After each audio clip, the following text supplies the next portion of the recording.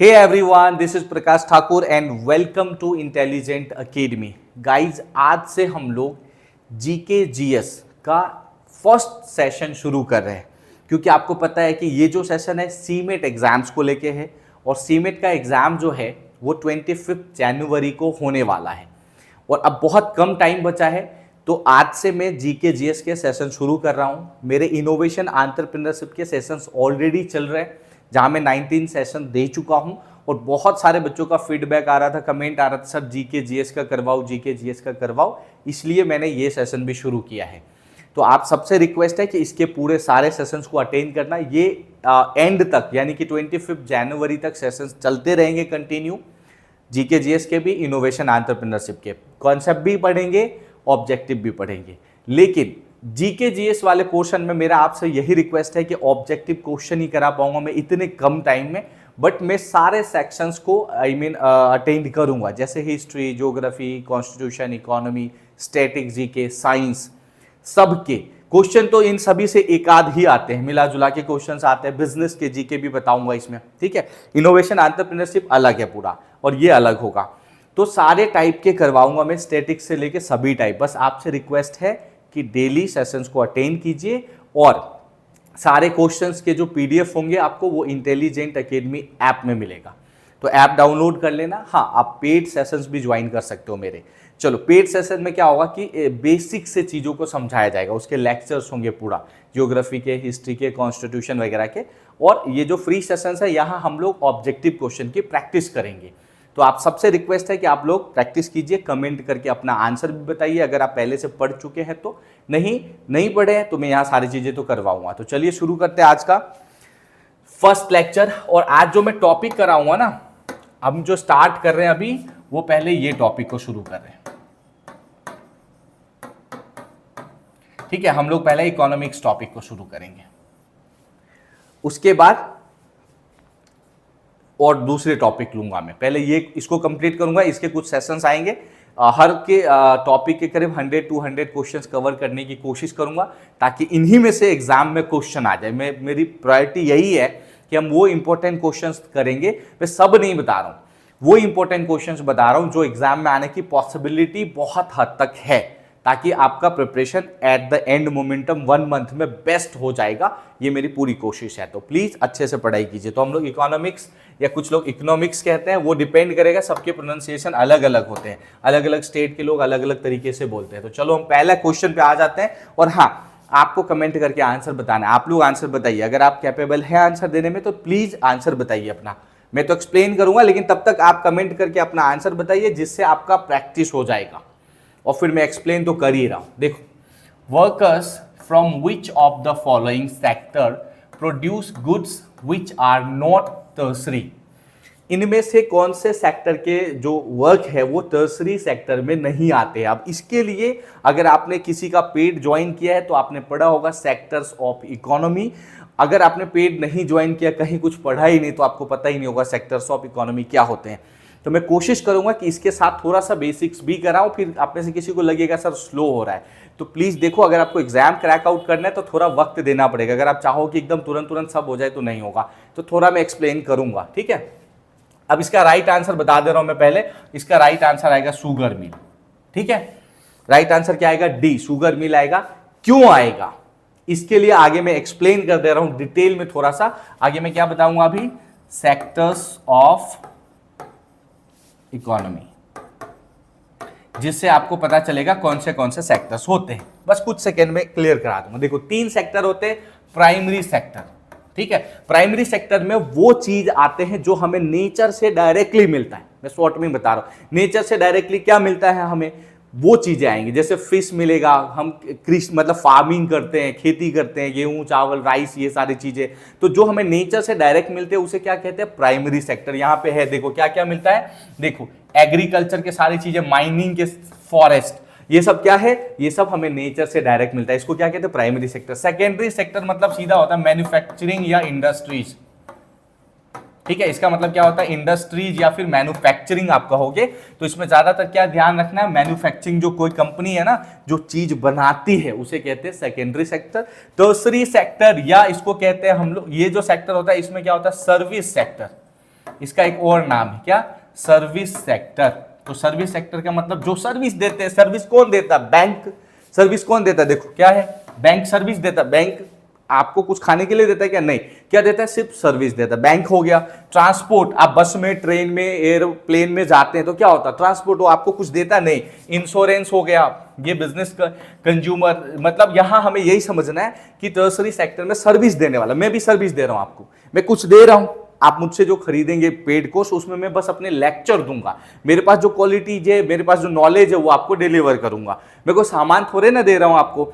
तो वो हर एक बिजनेस जहां सिर्फ सर्विस देते, इंटरनेट क्या देता आपको, सर्विस देता है, समझ में आ गया। तो ये सब बैंकिंग, इंश्योरेंस, इंटरनेट, ये जो होटल्स होते हैं, रेस्टोरेंट होते हैं, और उसके बाद क्या होता है, ये ट्रांसपोर्टेशन होता है, ये सारे के सारे क्या आते हैं, सर्विस सेक्टर में। तो अब पता चल गया होगा इंडस्ट्रीज में क्या आता है, secondary sector, industries, primary sector जो हमें नेचर से डायरेक्ट चीजें मिलता है, और सर्विस जहां हम सर्विस देते हैं। तो अभी हमारे प्रेजेंट इकोनॉमी का, अगर ये भी एक क्वेश्चन बन जाएगा कि हमारे इकोनॉमी में सबसे ज्यादा रेवेन्यू किससे आता है, इससे आता है।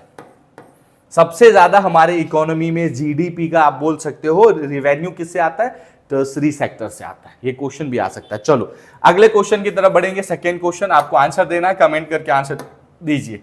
पहले आप कमेंट करो, फिर मैं एक्सप्लेन करूंगा। आप लोग जल्दी से कमेंट करके आंसर बताओ क्या होगा, जल्दी से आंसर बताओ क्या होगा। नेक्स्ट है, under perfect competition a firm earns dash profit in the long run. भाई परफेक्ट कंपटीशन में एक कंपनी को कैसा प्रॉफिट होता है, ठीक है, मैं आंसर बता रहा हूं, आपको कमेंट कर देना है इतने देर में।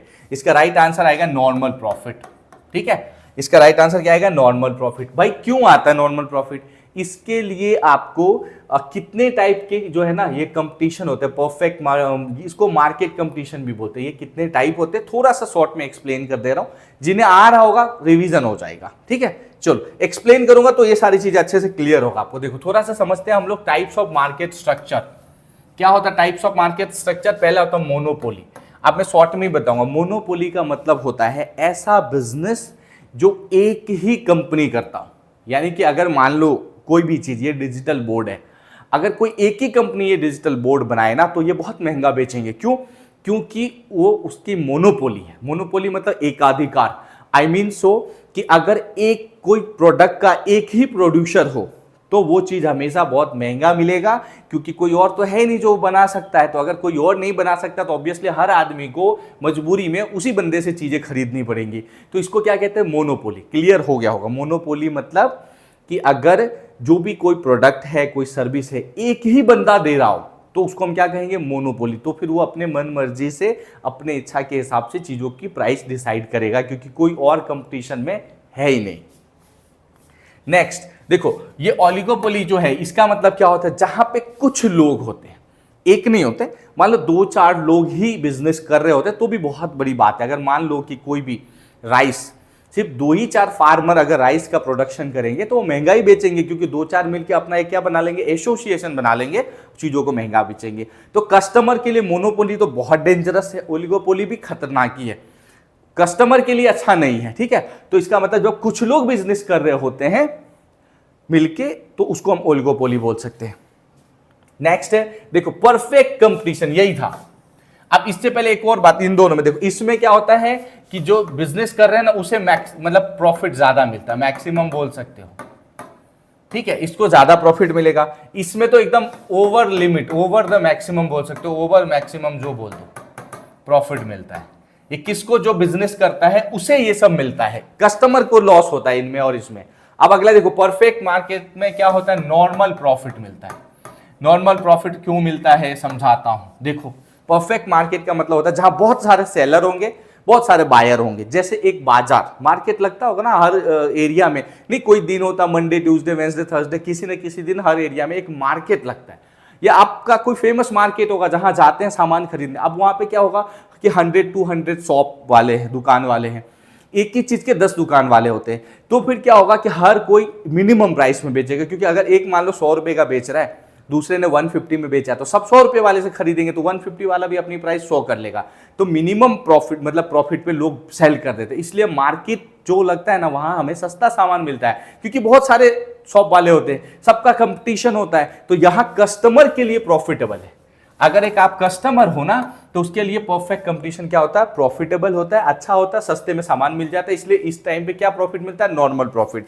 यही क्वेश्चन था हमारा। देखो क्या था, अंडर परफेक्ट कंपटीशन में क्या मिलता है, हमें नॉर्मल प्रॉफिट मिलता है। सुपर नॉर्मल प्रॉफिट कहां मिलेगा, ये पहले वाले में, इसमें मिलेगा आपको सुपर नॉर्मल प्रॉफिट, मोनोपोली में मिलेगा, खूब बहुत प्रॉफिट होगा। ठीक है, आप देखो अभी ये चलता है मोनोपोलिस्टिक कंपटीशन, ये फोर्थ है। अब मैं इसलिए एक्सप्लेन कर रहा हूं कि मैं ये नहीं बोल रहा हूं मैंने एक ऑब्जेक्टिव लिए तो क्वेश्चन वही आएगा। इन चारों में से किसी पे क्वेश्चन पूछ सकते हैं, इसमें भी पूछ लेंगे, ओलिगोपोली पे पूछ लेंगे, मोनोपोली पे पूछ लेंगे, इसलिए एक्सप्लेन कर रहा हूं। ठीक है, अब ये नहीं सोचना सर इतना डिटेल क्यों बता रहा हूं। देखो मोनोपोलिस्टिक कंपटीशन सबसे ज्यादा अच्छा अभी चल रहा है, यानी कि आप जब कहीं जाते हो तो एक जैसे शॉप तो होते हैं, पर पता है आपको मार्केट में हर दुकान में कुछ अलग बिकता है। स्टेशनरी के 5 दुकान होते हैं, तो कोई ना गवर्नमेंट की बुक बेचता है, कोई क्या करता है टेक्स्ट बुक, ये जो 6, 7, 8, 9 के एनसीईआरटी के बेचता है, कोई नोटबुक बेचता है, कोई मतलब सिर्फ समझो ना कि पेन या इधर उधर की चीजें बेचता है। तो एक ही जगह पे 10 दुकान तो होते हैं, लेकिन वो सब थोड़े से प्रोडक्ट डिफ्रेंशिएट करके बेचते, एकदम सेम टू सेम नहीं बेचते। अब पानीपुरी की भी दुकान हो ना भाई, तो सबका टेस्ट थोड़ा अलग अलग होता है, भले एक ही जगह पे 5 दुकान हो, पर क्या होता है सबका, किसी का मीठा ज्यादा, किसी का खट्टा ज्यादा, कुछ ना कुछ टेस्ट चेंज हो जाता है ना, तो लोग कस्टमर बढ़ जाते हैं कि हाँ मुझे इसके पास जाना खाना, इसके पास जाना। तो परफेक्ट ये मोनोपोलिस्टिक मार्केट, ये कंपटीशन का मतलब यही होता है जहां बहुत सारे सेलर बायर भी होते हैं, लेकिन सब कुछ ना कुछ छोटी सी छोटी पॉइंट पे डिफरेंशिएटेड होते हैं, जो अभी मार्केट में चलता है। आप कहीं शॉप में जाओगे, कहीं पे भी जाओगे, कपड़े की दुकान है, तो सब थोड़ा सा अलग अलग कैटेगरी के कपड़े रखते हैं, भले ऊपर लिखा हुआ गारमेंट्स। ठीक है, तो इसको कहते हैं मोनोपोलिस्टिक कंपटीशन। ये सब लिखा हुआ पीडीएफ मिलेगा आपको, आप टेंशन मत लो। ठीक है, तो अब क्लियर हो जाएगा, अब मैंने समझा दिया। नेक्स्ट क्वेश्चन पे आते हैं, थर्ड क्वेश्चन। थर्ड क्वेश्चन क्या है, आप लोग कमेंट करके आंसर बताओ। चलो जल्दी से कमेंट करके आंसर बताओ, जल्दी से कमेंट करके आंसर बताओ।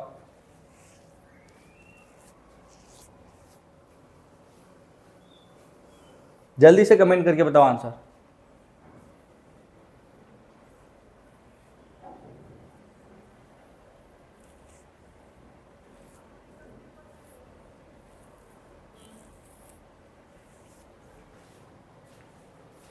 देखो क्या दे रखा है, the input used in the production of goods और service to make an economic profit are known as a. भाई देखो इनपुट जो यूज करते हैं उसको क्या कहते हैं प्रोडक्शन और गुड सर्विस के लिए, तो इसका राइट आंसर आएगा फैक्टर्स ऑफ प्रोडक्शन बोलते हैं इसको। इसके लिए भी थोड़ा सा आपको डिटेल में चीजों को पढ़ना होगा। अब देखो फैक्टर ऑफ प्रोडक्शन में क्या क्या होता है, मैं आपको थोड़ा सा एक्सप्लेन कर दे रहा हूं, आप उसको उससे क्लियर हो जाएगा। सॉरी यहाँ पे स्पेस नहीं है। देखो फैक्टर ऑफ प्रोडक्शन में क्या क्या होता है कि अगर आप जो भी जमीन खरीदोगे, लैंड हो गया, ठीक है, उसके बाद क्या होगा, लेबर हो गया, ठीक है, असेट्स जो होते हैं, या फिर मशीनरी, मशीन जो खरीदोगे, ठीक है, ये सबको क्या कहते हैं, these all are called factors of production. Production के लिए जमीन चाहिए, लेबर चाहिए, असेट्स मतलब जो भी मशीनरी या बहुत सारी चीजें जो बिल्डिंग बनाओगे वो भी हो सकता है, मतलब ये सभी क्या होते हैं, ये सभी के सभी क्या हैं, फैक्टर्स ऑफ प्रोडक्शन। तो बोल रहा है the input used in production of goods, सामान बनाने के लिए क्या इनपुट यूज होता है, क्या यूज होता है, फैक्टर ऑफ प्रोडक्शन यूज होता है। अब फैक्टर ऑफ प्रोडक्शन का मतलब यहां क्या हो गया, फैक्टर ऑफ प्रोडक्शन का मतलब ये सारे आ गए, एक नहीं, ये सभी के सभी आ गए। फैक्टर ऑफ प्रोडक्शन मतलब लैंड आ गया, लेबर आ गया, असेट्स आ गया, मशीनरी आ गया, बिल्डिंग आ गया, ये सभी आ जाएंगे, तो इसको कहते हैं फैक्टर ऑफ प्रोडक्शन इकोनॉमी में। ठीक है, आई होप ये क्लियर हो गया होगा। चलो नेक्स्ट क्वेश्चन पे आते हैं। आप लोग कमेंट करके आंसर बताइए प्लीज, आप लोग करते रहिए कंटिन्यू आपका प्रैक्टिस। ठीक है, मैं भी एक्सप्लेन कर रहा हूं पर आप प्रैक्टिस भी करते रहिए। Who among the following under the weaker section category are eligible to avail a loan under priority sector loans. ठीक है, देखो क्या बोल रहा है कि हमारे सोसाइटी के कौन से वीक लोग हैं जिन्हें प्रायोरिटी सेक्टर लोन्स मिलता है।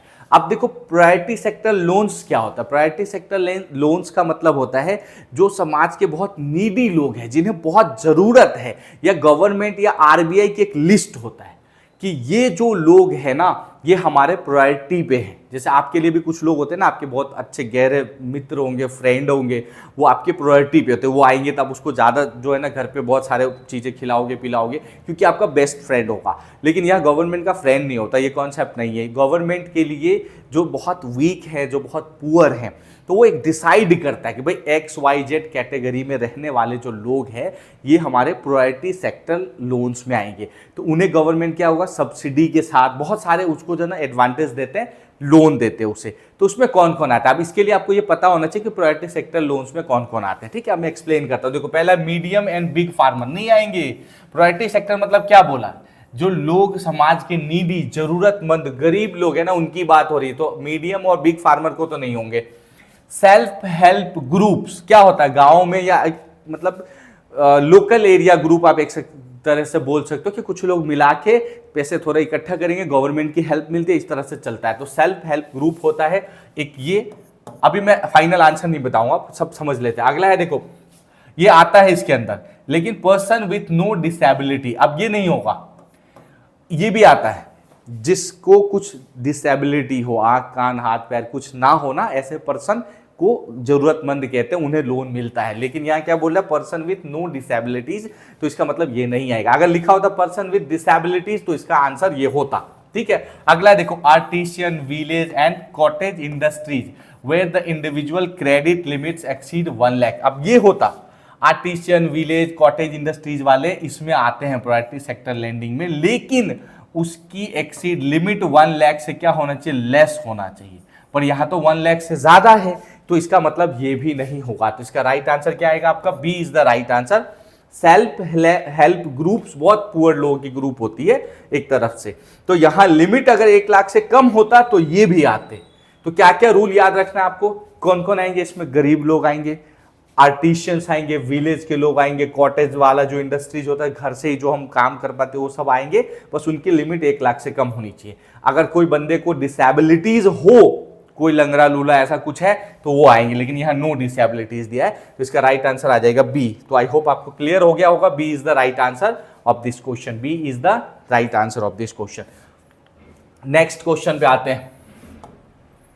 आप लोग कमेंट करके आंसर देना शुरू करो। क्या दे रखा है, from the given option select the one that correctly describe the meaning of head count ratio. चलो ये क्वेश्चन का आंसर दो, इसका आंसर दो। आपने बहुत पढ़ाई किया, जल्दी से आंसर दो। ये लेवल का क्वेश्चन है। हेड काउंट रेशियो को कौन बता रहा है इसमें, ये आंसर देना आपको, जल्दी आंसर दो। चलो अब मैं बता दे रहा हूं, इतना टाइम इनफ है आपको आंसर देने के लिए। ठीक है, देखो इसका राइट आंसर आएगा ये डी होना चाहिए, टाइपिंग में मिस्टेक हो गया। क्या होगा, डी इसका राइट आंसर होगा। क्या है, when the number of poor is estimated as the proportion of people below the poverty line. ये इसका राइट आंसर आएगा। देखो ये इसका राइट आंसर है, क्यों है बता दे रहा हूं। देखो इसका मतलब क्या होता है, हेड काउंट रेशियो का मतलब होता है कि गरीबी, पॉवर्टी लाइन का मतलब गरीबी रेखा के नीचे रहने वाले, एक तरह से बहुत गरीब लोग। तो टोटल कितने पॉवर्टी लाइन में है, क्या होगा इसका राइट आंसर क्या होगा, टोटल। ठीक है, लोग जो है, टोटल पीपल है बिलो पॉवर्टी लाइन,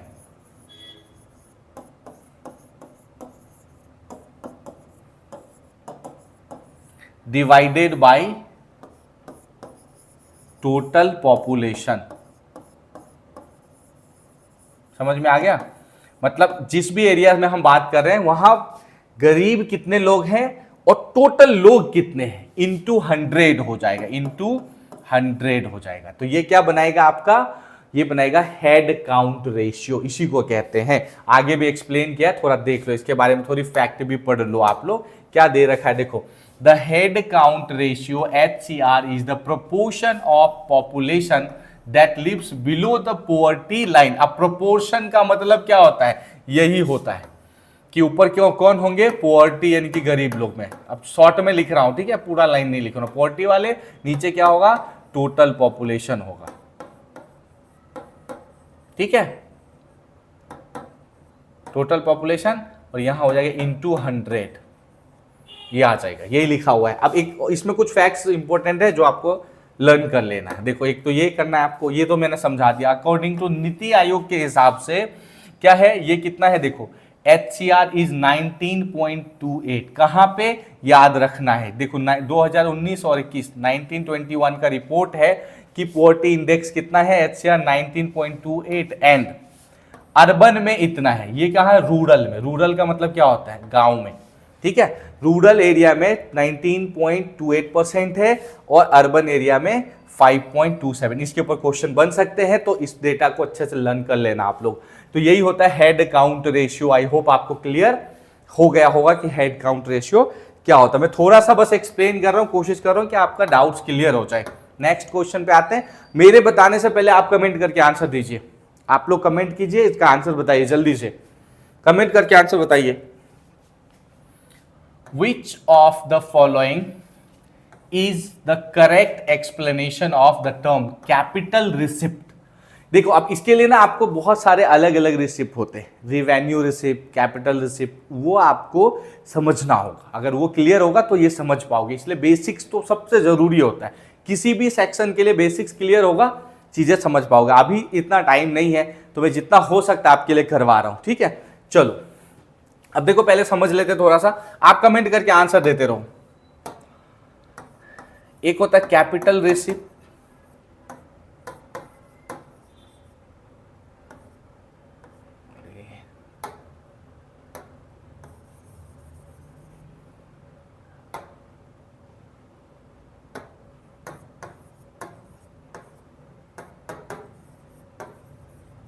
और एक होता है revenue receipt.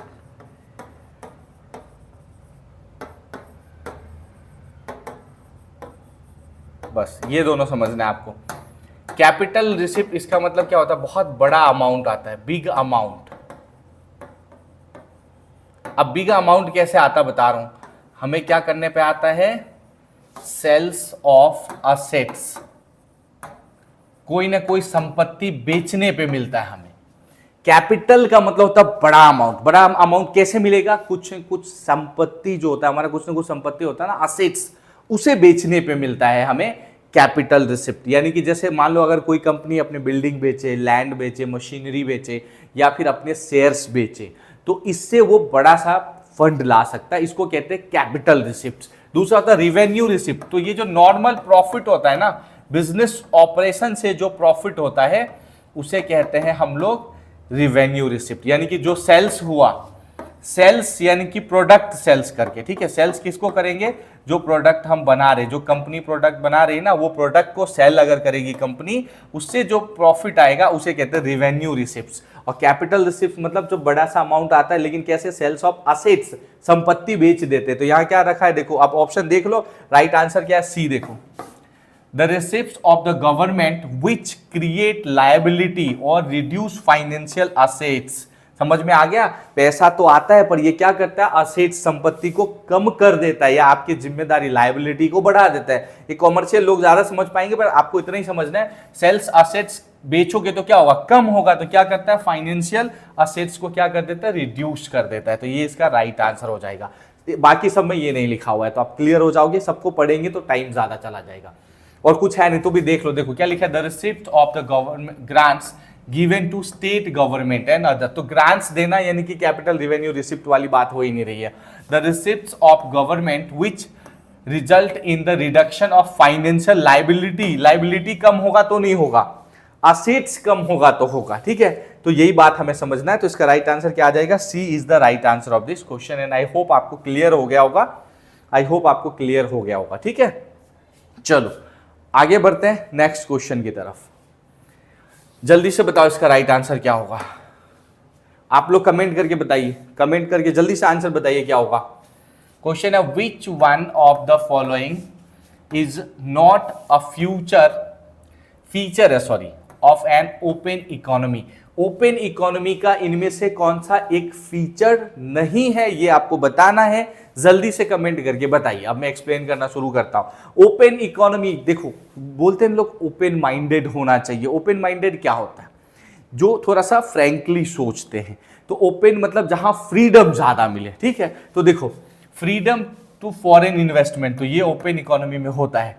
D licensing of industries. यहां अब अच्छे से समझना है आपको। देखो डी लाइसेंसिंग जो दिया हुआ है यहां इंडस्ट्रीज, मतलब इंडस्ट्रीज की लाइसेंसिंग को मतलब रहने देना जो भी करेंगे वो। फिर क्या दे, इसका राइट आंसर ये होगा सी, क्या है, restriction on large scale industries. तो सीधी सिंपल सी बात है, जब ओपन इकोनॉमी की बात हो रहा है तो यहां रिस्ट्रिक्शन क्यों होगा। अगला देखो फ्रीडम है, फ्रीडम टू इंपोर्ट टेक्नोलॉजी। तो अगर यहां इन तीनों ऑप्शंस को हम ओपन इकोनॉमी में ले सकते हैं, रिस्ट्रिक्शन नहीं होता ओपन इकोनॉमी में। जो यहां पे है लार्ज स्केल बिजनेस, बड़े बिजनेस में रिस्ट्रिक्शन क्यों होगा, तो ये गलत है, इसमें से ये इसके नहीं आएंगे। तो आई होप ये क्लियर हो गया होगा आपको। चलो नेक्स्ट क्वेश्चन की तरफ बढ़ेंगे। ये बहुत इजी क्वेश्चन है, ये तो आप सबको आ जाएगा। जल्दी से कमेंट करो, जल्दी कमेंट करके बताओ क्या होगा इसका राइट आंसर। ये सबको आ जाएगा। क्या दे रखा है, जल्दी कमेंट करो। बाइंग और selling goods electronically is known as. भाई इलेक्ट्रॉनिकली जो चीजें हम सेल करें, परचेज करें, जैसे अमेजोन से खरीदते हो, फ्लिपकार्ट से खरीदते हो, मीशो से खरीदते हो, तो अगर हम इलेक्ट्रॉनिकली चीजों को सेल परचेज करते हैं उसको क्या कहते हैं, ई कॉमर्स कहते हैं। तो क्या राइट आंसर आएगा इसका, बी, ई कॉमर्स इसका राइट आंसर हो जाएगा। आई होप आपको क्लियर हो गया होगा। इसका राइट आंसर क्या आएगा, ई कॉमर्स, इलेक्ट्रॉनिक कॉमर्स। तो आई होप ये भी समझ में आ गया होगा। ठीक है, ये भी फुल फॉर्म पूछ ले, ई कॉमर्स मतलब इलेक्ट्रॉनिक कॉमर्स। नेक्स्ट क्वेश्चन पे आते हैं हम लोग। अब अगला क्वेश्चन है, आप लोग कमेंट करके पहले आंसर दीजिए। चलिए जल्दी से कमेंट करके आंसर दीजिए, जल्दी से कमेंट करके आंसर दीजिए, जल्दी से कमेंट कीजिए, आंसर दीजिए, जल्दी से आंसर दीजिए कमेंट करके।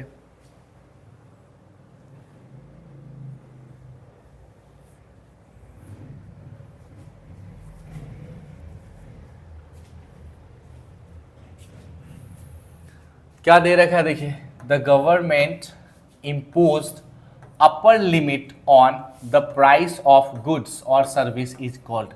अगर गवर्नमेंट किसी चीज की प्राइस और सर्विस पे अपर लिमिट, मतलब उससे ज्यादा कीमत में आप सेल नहीं कर सकते हो, ऐसा अगर कोई इम्पोज्ड गवर्नमेंट लगा दे तो उसे क्या बोलते हैं इनमें से। तो आप लोग कमेंट करके आंसर दीजिए। ठीक है, देखो इसका राइट आंसर होगा प्राइस सीलिंग होता है ये। देखो नाम भी कैसा है, प्राइस सीलिंग, प्राइस को रोकने वाला। क्या होता है प्राइस सीलिंग, मतलब प्राइस को रोकने वाला। बाकी सबके अलग अलग मीनिंग है, बट फिलहाल हमें यही समझना है कि प्राइस सीलिंग होगा इसका right answer. And I hope आपको ये बात क्लियर हो गया होगा। आई होप आपको एक बात क्लियर हो गया होगा। चलिए अगले क्वेश्चन की तरफ बढ़ेंगे। इसका राइट आंसर डी है। नेक्स्ट क्वेश्चन, आप लोग कमेंट करके आंसर दीजिए प्लीज, अपना काम चालू रखिए, आप लोग कमेंट करके आंसर दीजिए, आप लोग जल्दी से कमेंट करके आंसर दीजिए। Goods such as a food, clothing and service such as a recreation that are consumed when a purchase by their ultimate consumer are called। तो जो भी सामान हम खरीदते हैं, अगर जो कंज्यूमर उसका यूज करता है तो उसको क्या कहते हैं, कंजप्शन गुड कहते हैं, फाइनल गुड कहते हैं, कैपिटल गुड कहते हैं, इंटरमीडिएट गुड कहते हैं। जल्दी कमेंट करके बताइए। ठीक है, जल्दी कमेंट करके बताइए। देखिए इसका राइट आंसर होगा कंजप्शन गुड कहते हैं। भाई हम यूज कर रहे हैं ना अपने लिए। ठीक है, क्या कह रहा है, कस्टमर अल्टीमेट यूज करेगा अपने लिए, तो क्या होता है कंजम्पशन गुड कहते हैं। फाइनल गुड मतलब जो इंडस्ट्रीज से सामान एकदम कंप्लीट बन के आता है उसको फाइनल गुड कहेंगे। कैपिटल गुड मतलब आप समझ रहे हो, मतलब कि यहाँ पे अब इसका एग्जैक्ट ये मीनिंग नहीं होगा। कैपिटल का मतलब ये होता है कि कैपिटल गुड्स मतलब जैसे लैंड, बिल्डिंग, ये सब जो होता है ना, असेट्स जो होता है उसको हम कैपिटल गुड्स कहते हैं। इंटरमीडिएट गुड्स मतलब जो सामान आएगा और उससे कुछ सामान बनेगा, तो वो बीच वाला जो प्रोसेस है ना उसको हम इंटरमीडिएट गुड कह सकते हैं। तो यहाँ पे इसका राइट आंसर आएगा कंजम्पशन गुड। तो आई होप ये आपको क्लियर हो गया होगा। ये 10 है। चलो नेक्स्ट क्वेश्चन की तरफ बढ़ेंगे। आई होप ये आपको क्लियर हो गया होगा। चलो 11 नंबर क्वेश्चन है, आप लोग जल्दी से कमेंट करके आंसर बताइए। ये क्वेश्चन बहुत इंपॉर्टेंट है, ये बहुत बार रिपीट होता है, ये वेरी इंपॉर्टेंट क्वेश्चन है, बहुत रिपीट होता है ये। इसका आंसर जल्दी से बताइए, ये वेरी वेरी इंपॉर्टेंट क्वेश्चन है। ठीक है, देखो क्वेश्चन क्या है, who is regarded as the father of modern economics. हम लोग टॉपिक इकोनॉमिक्स कर रहे हैं, इसके बारे में पूछा कि भाई इनमें से किसे फादर ऑफ इकोनॉमिक्स बोलते हैं। तो इसका राइट आंसर आएगा सी, एडम स्मिथ को फादर ऑफ इकोनॉमिक्स बोलते हैं, क्योंकि एडम स्मिथ ने अपनी एक बुक लिखी थी सदियों पहले, उसका नाम था the wealth of nation. Short में बता रहा हूं भाई इतना नाम, क्योंकि क्वेश्चन में बहुत बार आ जाता है कि एडम स्मिथ ने कौन सी बुक लिखी थी जिसमें उन्होंने इकोनॉमिक्स की डेफिनेशन दिया था। इस बुक में इन्होंने क्या किया था, इकोनॉमिक्स का एक डेफिनेशन दिया था, ठीक है। और इसके ही लिए सबसे पहले इन्होंने इस टॉपिक पे डिस्कशन किया था, और इसको क्या बोलते हैं, इनको क्या बोलते हैं, फादर ऑफ इकोनॉमिक्स कहते हैं एडम स्मिथ को। हालांकि इन्होंने और भी बुक्स लिखी थी, पर ये बुक में इन्होंने इकोनॉमिक्स का डेफिनेशन दिया था, और इसलिए इनको क्या कहते हैं, फादर ऑफ इकोनॉमिक्स कहते हैं। तो ये भी कई बार आ जाता है, उन्होंने कौन से बुक लिखी है, इनमें से एडम स्मिथ ने कौन सी बुक लिखी है, तो क्या नाम रखना है, द वेल्थ ऑफ नेशन नाम की एक बुक लिखी थी, ठीक है। चलो, तो अभी ये शॉर्ट में है, नहीं तो बाकी इसका पूरा नाम होगा the Principia of the wealth of nation, ऐसा कुछ रहता है। तो बस इतना याद रख लें, the wealth of nation. I hope ये आपको क्लियर हो गया होगा। नेक्स्ट क्वेश्चन पे आ जाते हैं। चलिए, आप लोग कमेंट करके आंसर बताइए। आप लोग जल्दी से कमेंट करके इसका राइट आंसर बताइए, जल्दी से कमेंट करके इसका राइट आंसर बताइए। यहां लिखा है, select the industry in which goods are produced in the home of the producer. कौन से इंडस्ट्रीज में जो गुड्स होते हैं, सामान होते हैं, वो घर में ही बनाए जाते हैं। कौन से इंडस्ट्रीज में सामान घर में ही बनाए जाते हैं, ये आपको बताना है। ये आपके ऑप्शन से, लार्ज स्केल इंडस्ट्रीज। आप बताओ भाई, लार्ज स्केल मतलब बहुत बड़ी बिजनेस में घर में सामान बनता है क्या, कभी नहीं बनता, ठीक है। ये इसका राइट आंसर है, क्या होगा, कॉटेज इंडस्ट्री। सेकेंडरी इंडस्ट्रीज तो नहीं आएगा। सेकेंडरी मतलब क्या होता है, प्राइमरी सेकेंडरी अभी हमने पढ़ा ना, तो इसमें क्या आएगा, मैन्युफैक्चरिंग वाली बात हो जाएगी। तो मैन्युफैक्चरिंग तो यहाँ होता नहीं है। क्वार्टरनरी इंडस्ट्रीज भी नहीं आएगा। इसमें क्या होता है, ये आईटी की बड़ी इंडस्ट्रीज होती है, इंफॉर्मेशन टेक्नोलॉजी वाली इंडस्ट्रीज को कहते हैं, कंप्यूटर रिलेटेड इंडस्ट्रीज को क्वार्टरनरी इंडस्ट्रीज। तो ये भी नहीं आएगा, ये घर में नहीं होता, ये भी नहीं होता। तो राइट आंसर क्या होगा, B is the right answer. Cottage industries इसका राइट आंसर है। आपने सुना होगा कि कॉटेज घर में ही सब काम होता है, उसको क्या कहते हैं, कॉटेज इंडस्ट्रीज। तो आई होप क्लियर हो गया होगा ये भी आपको। नेक्स्ट क्वेश्चन पे चलते हैं। ये इसका राइट आंसर है, B is the right answer of this question. चलो, इसका आंसर बताओ, इसका जल्दी से कमेंट करके आंसर बताओ। ये भी very very important question, very very important question है ये। जल्दी से इसका आंसर बताओ, वेरी वेरी इंपॉर्टेंट क्वेश्चन है, वेरी वेरी इंपॉर्टेंट क्वेश्चन है। आंसर दो कमेंट करके जल्दी से आप लोग। इसका राइट आंसर क्या है, डी। इसका राइट आंसर क्या है, डी है इसका राइट आंसर। चलो, मैं एक बार समझा भी देता हूं। In which one of the following types of economy are the factors of production on individually. क्या बोल रहे हैं, इनमें से कौन से टाइप के इकोनॉमी में फैक्टर ऑफ प्रोडक्शन जो होता है वो खुद का होता है, बंदे का, जो भी बिजनेस करता है, जो एंटरप्रेन्योर होता है, उसका फैक्टर ऑफ प्रोडक्शन किसका होता है, खुद का होता है। तो फैक्टर, पहले तो ये समझो, फैक्टर ऑफ प्रोडक्शन मैंने अभी थोड़ी देर पहले क्या क्या समझाया था, जमीन खुद की हो, लैंड, ठीक है, बिल्डिंग खुद की हो, इसका मतलब लैंड बिल्डिंग क्या होगा, खुद का होगा, मशीनरी, जो मशीन होते हैं वो, ठीक है, कैपिटल भी लगाएंगे, ये सब क्या आता है, ये सब फैक्टर ऑफ प्रोडक्शन है। पैसे भी इसी को लाना होगा। तो ऑब्वियसली है ये सब कौन किस इकोनॉमी में होता है, कैपिटलिस्टिक इकोनॉमी बोल सकते हो इसे। ये सब टाइप ऑफ इकोनॉमी है, ठीक है। अब ये सभी के बता दे रहा हूं, देखो टाइप ऑफ इकोनॉमी में कौन से आते हैं। एक आता है सोशलिस्ट इकोनॉमी। इसका मतलब क्या है, समझ लो, अच्छे समझो। ये चारों क्वेश्चन आ सकते हैं। इस बार ये पूछा है, हो सकता है अगली बार ये पूछा, अगली बार ये पूछा, अगली बार ये पूछ ले। तो कैपिटलिस्टिक इकोनॉमी का मतलब होता है ऐसा इकोनॉमी, पहले इससे बात कर रहे हैं, ऐसी इकोनॉमी जहां पे सारा कंट्रोलिंग, कितना प्रोडक्शन करना है, क्या सामान लाना है, लैंड बिल्डिंग मशीनरी कितनी होनी चाहिए, क्या होना चाहिए, सारा प्रोडक्शन का जो फंक्शन है, सारा कंट्रोलिंग किसके होते हैं, इंडिविजुअल के होते हैं, मतलब खुद की होती है। जो भी कोई बंदा चाहे बिजनेस करना, उसको कहते हैं कैपिटलिस्टिक इकोनॉमी, मतलब पैसा लगा के बिजनेस करने वाला। डिसीजन कौन लेता है, खुद लेता है। तो इस तरह के जो इकोनॉमी है वो कहाँ पे है, ये अमेरिका में है। ये कहाँ है, ये अमेरिका में। ऐसा भी क्वेश्चन फैक्ट में पूछ लेगा कि ये इकोनॉमी कहाँ पे है, अमेरिका में है। कौन सी, कैपिटलिस्टिक इकोनॉमी, जहां बिजनेस को फुल्ली फ्रीडम रहता है, ठीक है, सब अपने हिसाब से बिजनेस करते हैं, गवर्नमेंट की कंट्रोलिंग नहीं होता इस पे। दूसरा देखो यहाँ पे सोशलिस्ट इकोनॉमी, मतलब ये सोशलिस्ट इकोनॉमी का मतलब होता है ऐसा इकोनॉमी जहां पे कितना सामान बनेगा, मतलब सारे प्रोडक्शन के फंक्शन, सारे मैन्युफैक्चरिंग, सारा डिसीजन जो है ना बिजनेस का कौन लेता है, या तो एक ग्रुप ऑफ पीपल, यानी कि आप बोल सकते हो कि कोई एक ग्रुप होगा, एक विलेजर होंगे, एक टाउन के होंगे, जो मतलब ग्रुप ऑफ पीपल होंगे ना, वो लेता है या तो गवर्नमेंट लेता है। कौन लेता है? या तो ग्रुप ऑफ पीपल लेता है या तो गवर्नमेंट लेता है। तो इसको कहते हैं सोशलिस्टिक। अब ग्रुप ऑफ पीपल यानी कि सब लोग मिलकर अगर डिसीजन लेंगे तो इसका मतलब वो सोसाइटी के लिए काम होगा। तो इसलिए क्या नाम है इसका? Socialistic economy. और सोशलिस्टिक इकोनॉमी कहां पे है? ये रसिया में है भाई। ये कहां पे है? ये रसिया में है। ये भी पूछ लेगा सोशलिस्टिक इकोनॉमी कहां चलता है। अगला इकोनॉमी होता है कम्युनिस्ट। कम्युनिस्ट इकोनॉमी में क्या होता है? सारे फैक्टर्स ऑफ प्रोडक्शन, कितना प्रोडक्शन करना है, क्या कैसे होगा बिजनेस में, क्या बनाना है क्या नहीं बनाना है, मतलब सारे डिसीजंस जो है ना वो गवर्नमेंट लेती है। सारे डिसीजन कौन लेती है? गवर्नमेंट लेती है। तो उसको क्या कहते हैं? कम्युनिस्ट कहते हैं। ये कहां पे है भाई? ये है चाइना में आपके। ठीक है, चाइना में कौन सी है? ये वाले कम्युनिस्ट वाली इकोनॉमी होता है। अब अगला है मिक्स इकोनॉमी। मिक्स इकोनॉमी का क्या मतलब है? मिक्स इकोनॉमी का मतलब होता है जहां पे गवर्नमेंट का भी थोड़ा सा रूल चलता है और थोड़ा सा इंडिविजुअल का भी चलता है। ठीक है, जो गवर्नमेंट का भी चलेगा और इंडिविजुअल का भी चलेगा। चलो इसको शॉर्ट पे रख देते हैं। ठीक है, तो गवर्नमेंट और इंडिविजुअल दोनों का जहां पे चलता है ना उसको कहते हैं हम लोग मिक्स्ड इकोनॉमी। अब इंडिया में चलता है, ये कहां चलता है? ये भी क्वेश्चन पूछ लेगा आपसे। ये कहां चलता है? ये इंडिया में चलता है। अब क्यों? देखो हमारे इंडिया में कैसे है, जैसे जो लिक्वर है मतलब शराब वगैरह है, टोबैको प्रोडक्ट्स है, या जो ऐसी बहुत सारे कोर मतलब बिजनेस है, जैसे कि आपने सुना होगा रेलवे है, उसके बाद आपका ये न्यूक्लियर वाला है, उसके बाद क्या है डिफेंस वाला है। ये सारा जो बिजनेस है, ये सारे जो कंपनी है, इससे रिलेटेड कौन हैंडल करती है? गवर्नमेंट हैंडल करती है। और नॉर्मल इंडिया के जो हर आदमी है उसको फ्रीडम भी दे रखा, भाई जाओ तुम जो बिजनेस करना है करो। बट जो कोर बिजनेस है यानी कि रिफाइनरी बोलोगे, माइनिंग बोलोगे, ये कोल का काम कौन करती है, उसके बाद ये अपना ONGC जो पेट्रोल डीजल वाला होता है उसका ONGC गवर्नमेंट की अंडरटेकिंग है।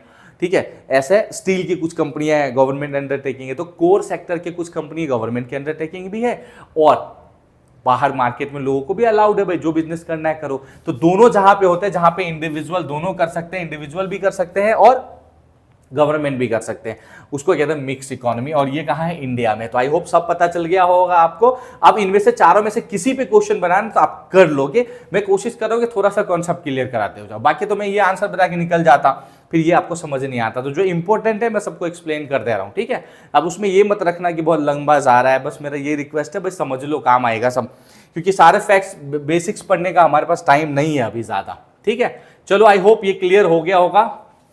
देखो इतनी चीजें क्लियर है ना, तो एक बार कमेंट करके बता दो सब लोग कि क्लियर हो गया। एक बार सब लोग कमेंट कर दीजिए प्लीज कि सर ऑल क्लियर। और प्लीज देखो अगर मेरे सेशंस अच्छे लग रहे हैं आपको, यूजफुल हो रहे हैं आपके लिए, मैं सारे फ्री में दे रहा हूँ ये सारे सेशंस, तो प्लीज अपने सारे फ्रेंड्स तक पहुंचाइए। खास करके मेरा आप सबसे रिक्वेस्ट है, अगर मैं आपको फ्री में दे रहा हूँ तो आपके जो जूनियर है जो अगले साल प्रिपरेशन करेंगे CMAT की, उन तक प्लीज ये बात पहुंचाइए, मेरे चैनल का इंटेलिजेंट अकेडमी और जो मेरा ऐप है वो, ताकि उन्हें PDF भी मिल सके और वो अच्छे से प्रिपरेशन भी कर सके अगले साल बहुत और डिटेल में। देखो अब अगले साल के एग्जाम के लिए मेरा सेशन है ना, ये CMAT 25 जनवरी को खत्म होगा, उसके बाद फैब में हम लोग शुरू करेंगे और बहुत डिटेल में पढ़ाने वाला हूँ मैं हर एक टॉपिक, क्वांट के, रीजनिंग के, ठीक है, इंग्लिश के, एकदम डिटेल में। 500+ लेक्चर्स होंगे हमारे वहाँ पे, लाइव और रिकॉर्डेड दोनों होंगे, जिसमें जो बच्चे ज्वाइन करेंगे मैं अश्योर कराऊंगा कि वो अच्छे से अच्छे परसेंटाइल मार्क्स ला पाएंगे।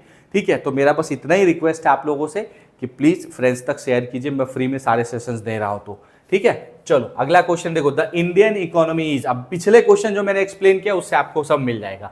इंडियन मैंने क्या बोला था? Socialistic, communist, mix. तो हमारा इंडिया की इकोनॉमी कौन सी है? मिक्स, जहां गवर्नमेंट का भी थोड़ा सा कंट्रोलिंग है और इंडिविजुअल का भी कंट्रोलिंग है। ठीक है, तो ये दोनों है, ये दोनों है।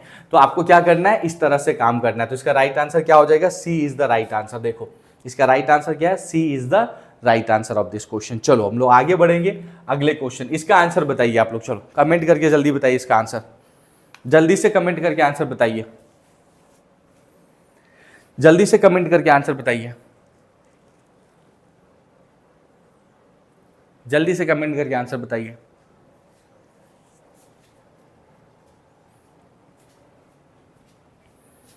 क्या दे रखा? देखो, विच of the following does not come under infrastructure. इनमें से कौन सा इंफ्रास्ट्रक्चर में नहीं आते हैं, ये आपको बताना है। जल्दी से कमेंट करके आपका आंसर बताइए कि इसमें से कौन सा इंफ्रास्ट्रक्चर में नहीं आता है। चलो आगे बढ़ेंगे हम लोग उसको समझ लेते हैं। देखो एंटरटेनमेंट इंफ्रास्ट्रक्चर में नहीं आता। इंफ्रास्ट्रक्चर का मतलब क्या होता है कि जो हमारे बेसिक रिक्वायरमेंट है, यानी कि रोड ट्रांसपोर्ट वाला, घर बिल्डिंग्स वगैरह, गटर लाइन से लेके इलेक्ट्रिसिटी, ये सब हमारे बेसिक नीड है। इसको क्या कहते हैं? इंफ्रास्ट्रक्चर। मतलब हमारा जो लुक है हमारे पूरे सोसाइटी का, सिविलाइज्ड अच्छी सोसाइटी अच्छा दिखे, उसके लिए कौन सी चीज़ें होती है? अच्छी रोड ट्रांसपोर्ट जो फैसिलिटी है, अच्छी बिल्डिंग होगा, इलेक्ट्रिसिटी होगा, गटर लाइन बढ़िया होगी, सारे इसको क्या कहते हैं? इंफ्रास्ट्रक्चर कहते हैं। तो इसका मतलब देखो, ये जो सीवेज है ये इंफ्रास्ट्रक्चर है, ट्रांसपोर्टेशन इंफ्रास्ट्रक्चर है, इलेक्ट्रिसिटी इंफ्रास्ट्रक्चर है। तो कौन सा नहीं है? एंटरटेनमेंट इंफ्रास्ट्रक्चर में नहीं आता, वो एक अलग है। तो आई होप आपको ये भी क्लियर हुआ होगा। अगेन मेरा आप सबसे रिक्वेस्ट है, अगर आप चाहते हैं कि और बेटर करो, मैथ्स भी करो, रीजनिंग भी करो, इंग्लिश भी करो, तो मेरे पेड सेशंस चल रहे हैं इंटेलिजेंट एकेडमी ऐप में। आप वहाँ पेड ज्वाइन कर सकते हो और वहाँ पे 350 जैसे लेक्चर्स हैं, आपके लिए अच्छा प्रिपरेशन कर पाओगे। प्लस यहाँ इनोवेशन एंटरप्रेन्योरशिप भी करा रहा हूँ, जीके जीएस के बहुत सारे सेशंस और भी देने वाला हूँ मैं।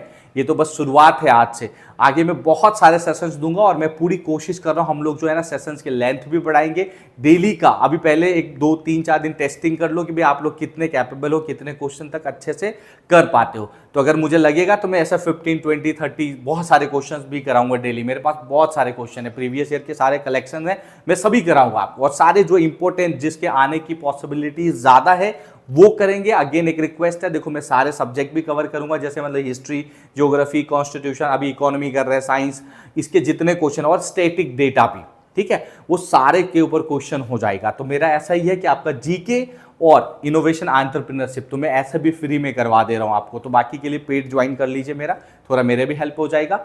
और कंटिन्यू पढ़ाई करते रहिए। जो लोग सिर्फ फ्री देख रहे हो, मेरे साथ पेड में कुछ ही लोग जुड़े होंगे, बाकी तो नहीं देखोगे, मेरे फ्री तो बहुत सारे वीडियो देख रहे हो।